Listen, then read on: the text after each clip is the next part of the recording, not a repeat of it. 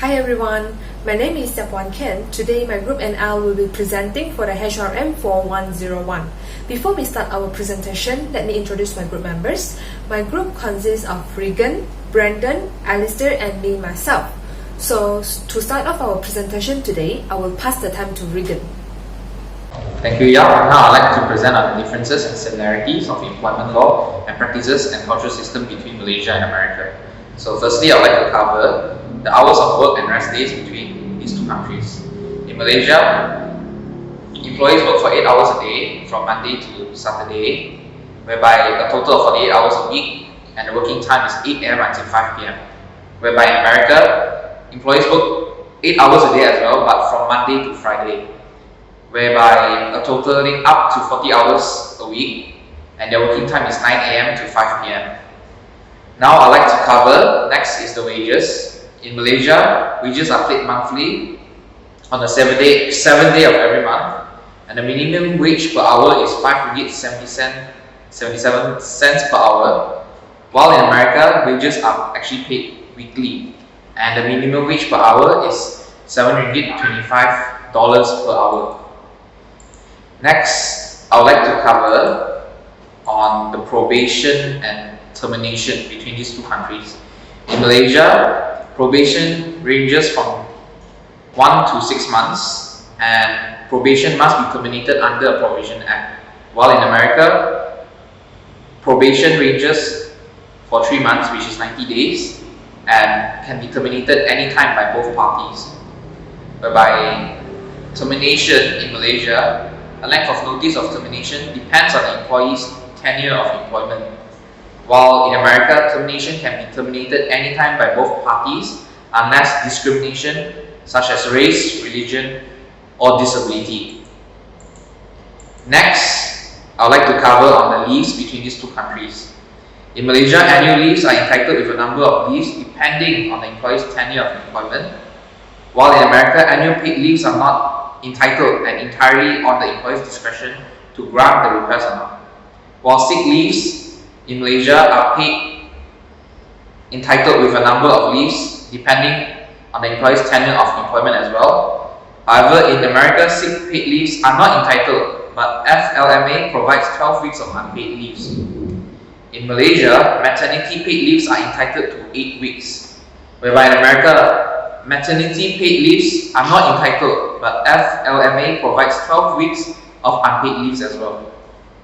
In Malaysia, public holidays are paid entitled, which are 11 are gazetted, with 5 compulsory such as the National Day, Yang di-Pertuan Agong's birthday, State Yang di-Pertuan or Ruler's birthday, Labor Day and Malaysia Day.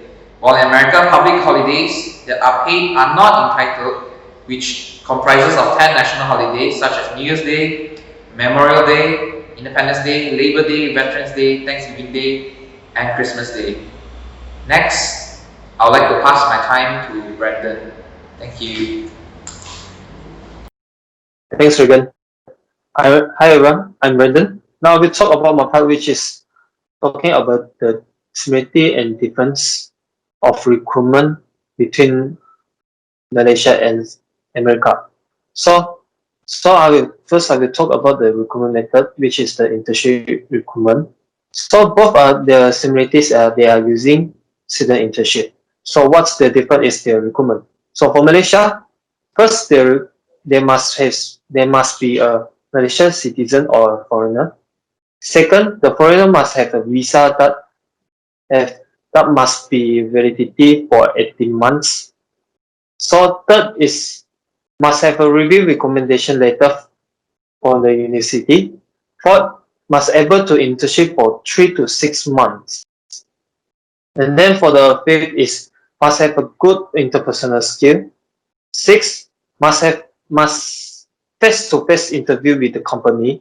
And then for the last one is must have a general policy regarding the university students internship program. So for America, for their student internship, first the requirement is must conduct during the summer break, which is must have a long summer break for the internship. Second is the age must be between 18 years old to 30 years old. And then for the third, it must be a full-time UVC or recent graduate with 1 year outside the US. And then fourth is must have a good English skills. And then the last one must be intern in the field that related to your studies. So on the next slide, here are the second recruitment methods, which is social media. So both Malaysia and America, they are also using the social network recruitment. So for Malaysia, the difference is they're using a different social network recruitment, which is Facebook. There are 84.62% of the recruiter are using Facebook to find a job in Malaysia because Facebook has become a most popular social recruiting platform in Malaysia.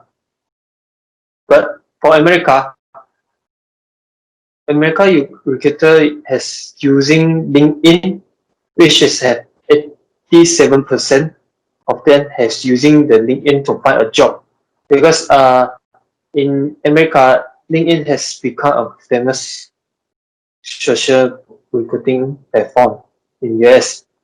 So that's why they're using LinkedIn to find a job. But for Malaysia, they're less using LinkedIn. They're most likely they're using a Facebook. Now I pass to Yap. Thank you, Brendan. Now I'll be presenting on another recruitment method, which is job posting. Job posting is considered as one of the internal recruitment method which is used by the organization to select their existing employees to fulfill the vacancy. So in Malaysia, job posting is done through the company's intranet, such as the email. Other than the company's intranet, the organization will also use the notice board around the organization, such as the cafeteria, HR bulletin board, and the notice board in each department to bring awareness to the employees about the vacancy. Same goes to the America. They're also using the company's intranet and the notice board. But other than just using the intranet and the notice board, they are also using the flyers to create awareness among the employees about the vacancies. So let's imagine a situation. If let's say like before they go for the job posting and they already found a suitable candidate to fulfill the post, what they will do? So in Malaysia, if let's say like they already found a suitable candidate before they go for the job posting, they will not continue the process of job posting. They will just stop it. But in America, even though they already found a suitable candidate for the job vacancy, they will still go for the job posting because of the formality. Next, I'll be presenting the selection process in Malaysia and in America. As we can see, the selection process for both these countries are almost the same. So first, let's look into the selection process in Malaysia. Firstly, they will go for the preliminary interview where an initial screening will be done. The unqualified candidates will be waived out from the process. After that, the qualified candidate will be called and asked to fill in the application form in order for the company to collect the updated information and details about the candidate.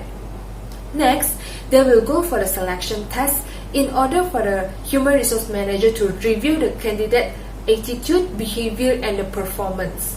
At the same time, the human resource manager can do comparison to see which one is the most suitable candidate. After they have done the selection test, they will go for the employment interview.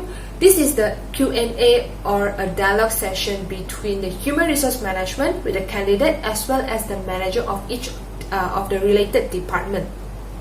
After the interview, the candidate will ask for a medical examination in order to make sure that the candidate is in a good health, in a good condition. After they have passed their medical examination, the candidate will be asked for the reference check where the human resource manager will call the candidate previous employee to ask about the candidate's performance. After the reference check, if everything is okay, then the final approval will be done, which means the candidate is selected for the job.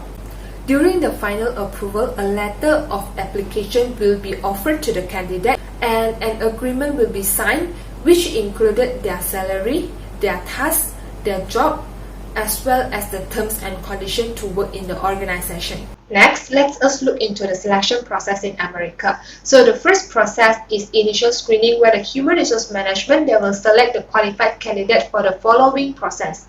After that, the qualified candidate will be asked to fill in the application form, and then interview by human resource manager will be run. After the human resource manager interview, they will go for the second interview, which is by the head of department.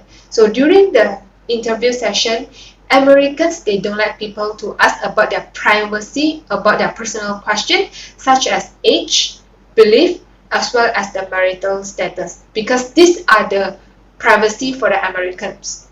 After the 2 rounds of interviews, the human resource manager will go for the background check to make sure the candidate have never been included in any criminal cases or in any criminal issues.